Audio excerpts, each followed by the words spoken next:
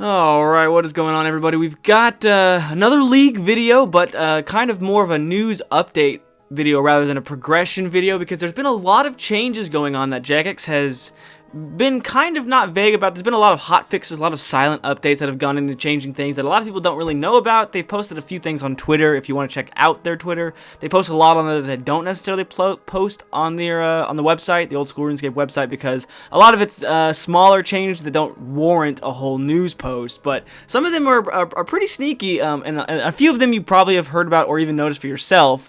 But really quickly, I do want to go into the beginning of one of their first League news posts here, where the two of the mods, Mod Husky and Mod Flippy, they were talking about last recall and how strong of a relic it really is, almost essentially compared to like the Twisted League with a what was it, the one where you could run infinite run energy was the superior choice.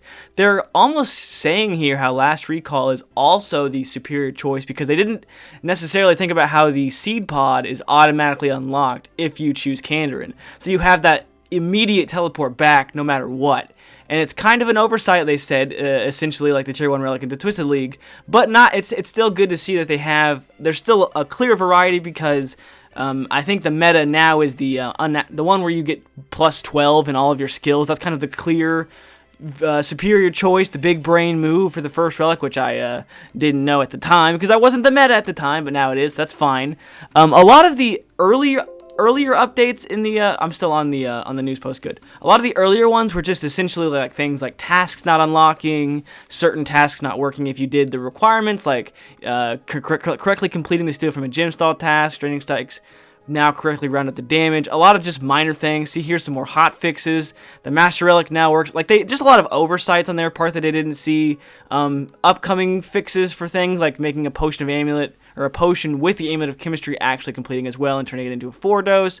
Lots of small things. I want to talk about some of the bigger updates to actual relics that altered the essential gameplay. So as I sit here and fish for I harpoon for some swordfish, let's talk about some of the bigger things, like a lot of the melee and combat related relics I noticed are causing issue, like the what was the one I have, the fluid strike one, for instance. Let's go look at that one really quickly. They essentially nerfed it because so there's a task, if you don't know, where you have to withstand a full attack. You have to basically tank an attack from Jad, which the leader of the fight caves, like almost considered one of the strongest enemies in RuneScape. You have to tank a whole hit from that, and with the Fluid Strikes relic, it was allowing you to essentially be able to do that much easier, because your HP regens such a faster pace compared to your maximum level. So it's not interacting as intended with NPCs, where the damage is based on your maximum HP level. So they were able to bypass certain boss mechanics, such as the Pestilent Bloat in like Theater of Blood, same with Verzik Futur. And if anyone was at 15 HP, they would always have taken 13 damage instead of the full thing. So they had to apply a hotfix, which would now correctly apply the damage reduction effect. So for instance, if you have 74 HP and an attack deals 74, you're dead.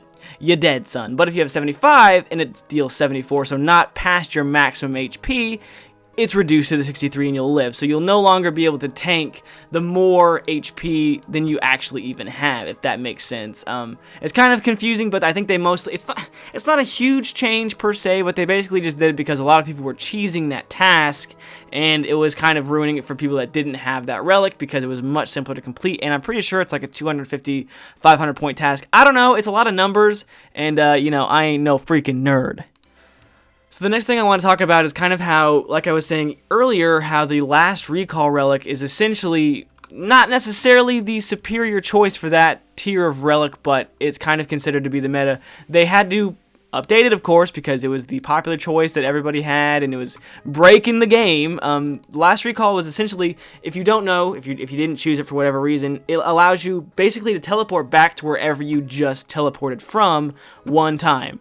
So if you were, say, in the God of War's dungeon, you know, you got your kill count, you were in the boss room, you kill the boss and you teleport out to say get food or something, you can instantly teleport back to that instance, but you weren't supposed to be able to because the whole point, or the whole downside, I guess, rather, was that the Crystal of Memories, which is the thing you get from the last recall, wasn't supposed to work in instance areas or quest regions, because that would be not breaking the game, because that's kind of the whole point of the league, but it would be an unfair advantage, I guess, that other people, that a very clear unfair advantage, I guess. So this relic was, they had to basically change it to where you could no longer just crash other people's instances of the God Wars dungeon, because there was an overpopulation problem already, kind of like they say they were planning for it, but with how many things they've had to change already, I begin to wonder, especially because every time in these news posts they say they don't want to do it, because they're like, we hate changing the integrity of the game because, you know, it's already in the middle of it and we don't want to, you know, change such a major thing, and then it's unfair to everyone else who already has done it. But they're like, you know what, it's kind of worth it, I suppose.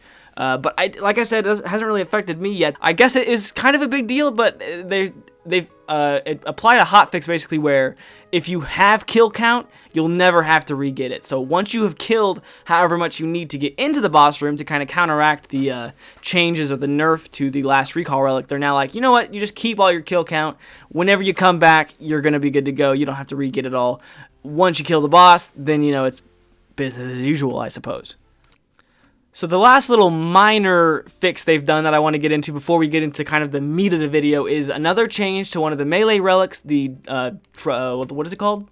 Double Cast, which was the mage alternative for the melee tier of relics, which allows you to cast your spells twice as fast and save 90% of your runes, I believe. So while Double Cast was intended to mean to drastically increase the accuracy of all spells, it wasn't intended to never miss. So if you had Ice Barrage, if you went to the desert, you unlocked Ancients, you did that for whatever freakazoid reason, you would have Ice Barrage, which would never miss, especially when you were wearing lower magic accuracy gear. And it was obviously a bug, so they had to release a hotfix, and then they were, as they realized it was unintended, and people found it fun, because of course it was, and it made kind of Double Cast. Double Cast is kind of the lower, it's kind of the worser of the three of the melee relics, so players were upset, obviously, because they're like, hey, you know what, we kind of have a reason to actually choose this relic after we've clearly chosen the wrong one. So they were upset, obviously, when it was fixed. But the in-game relic, I mean, they just updated it to reflect the changes. And then, you know, even with plus 60 accuracy magic from equipment and a 20% accuracy with the Void Knight Mage stuff, it still works just fine, especially because you're saving 90% of your runes, so I can't really see it being that big of a problem. But I mean, I would still be upset too. Like, it sucks, you know. Every time they're like, you know what, we're changing this. We hate it because it's in the middle of the game. But I guess they got to do what they got to do. All right. So after all of that, the main thing I really wanted to talk about this video was something that's been my biggest complaint so far with the league, and I'm sure it's been a lot of your guys' as well. And that is clue scrolls. Clue scrolls have been a horrendous time this whole league, and I had the wrong idea from the beginning. Essentially, I had always thought that once you unlocked, like, the way it was in the Twisted League is once you got a clue scroll, you only were able to do it in the area you were. So obviously it was all restricted to Corund, so all the clue scroll steps you could do because they were just limited to Corund. I thought that's how they planned to do it this league as well, which makes sense to me. It's a restricted area league. Once you get a clue scroll, it's only going to be in the area you can actually do. But no, Jagex wanted it to be a limited thing, apparently, where you could only do clue scroll, or there's basically just regular clue scrolls, all except for Corund, essentially, because Corund is basically impossible. So that means if you didn't unlock the Wilderness, you could basically never do a hard clue scroll. You can never do an elite clue scroll, because they all take you to the Wilderness, basically, no matter what. So there have been a lot of complaints about that, and rightfully so, especially with the clear, like, choice of the fourth relic, since you only have a natural selection and the Treasure Seeker relic. It's basically garbage because clue scrolls are so scuffed in this league anyway.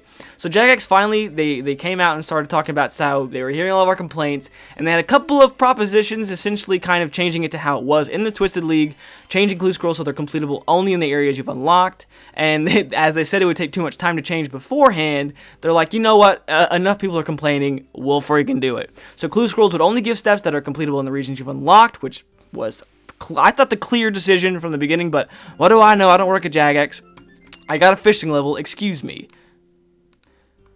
Anyway, after pulling that, players were thinking that, or they were reaching out to them on Twitter because they were asking, what do you guys want us to do here? Because we're at a loss. I'm like, we don't want to do that because essentially that would ruin the Treasure Seeker relic, because there's already a clear choice in Unnatural Selection being the better version here. So they're thinking, don't nerf it like that. So Jagex thinks, okay, well, we can either just leave it like this, leave it how it is, and we'll take it as a lesson learned, and we'll, you know, slap on the chin, we messed up, we'll remember it for the next league. Or we can proposition this. For example, you loot a hard clue scroll, you complete the first clue step. Awesome. Then the second step you can't do, so you drop it. Now, normally, if you drop clue scrolls in the main game, once you get another one, it starts over. They're proposing that if you complete a step and you can't do the second one, you dropped a clue. So you move on, you get another hard clue, you still have that first step completed. That doesn't go away until you get a clue casket. So essentially, it would allow you to say, if you get a clue scroll you can't do, you drop it. You get another one, oh, I can do this one now. And say you do that for eternity, basically, especially if it's a hard clue, because we know those take forever to do, especially without the wilderness. Basically, you would eventually get it over time, and it would still allow Treasure Seeker to be somewhat beneficial if you chose that relic for who knows what reason, or if you chose to go with Unnatural Selection. It doesn't completely nerf that either. They were also talking about just giving players both relics, which I don't think that would be a clear solution. I think that would just ruin things, if anything. But or, like they said, just leaving it how it is. And I feel like that might be the best choice here.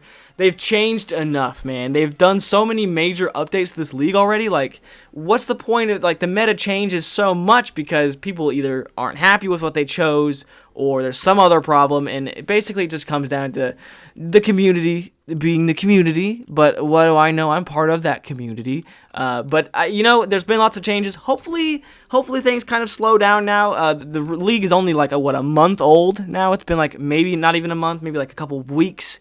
And there's already been so many major things happen, but you know what? I'm still having a good time. I'm sure you guys are too. Let me know what you guys think about some of these changes. What are some changes you think need to happen? I really think the clue scroll thing has been the biggest complaint for me, at least. I'm sure it's been that way for a lot of you guys as well, because clue scrolls are fun. I love in the Twisted League, they were such a big part of the league because there was such an easy way to get points, because you could just stack those clue scroll boxes up and up and up and get them so easily. And there was a lot of fun to do, although it got really boring because you were limited to just Corin, so you had to do a clue scroll, the same clue scroll 5,000 times, and it just got really old. It would have been a lot of fun when you had unlimited access to whatever area you wanted to, even if you chose the wilderness or the desert. But whatever. Let me know what you guys think. Thank you guys for watching. Thanks for all the support on everything. We're almost at 250 subscribers.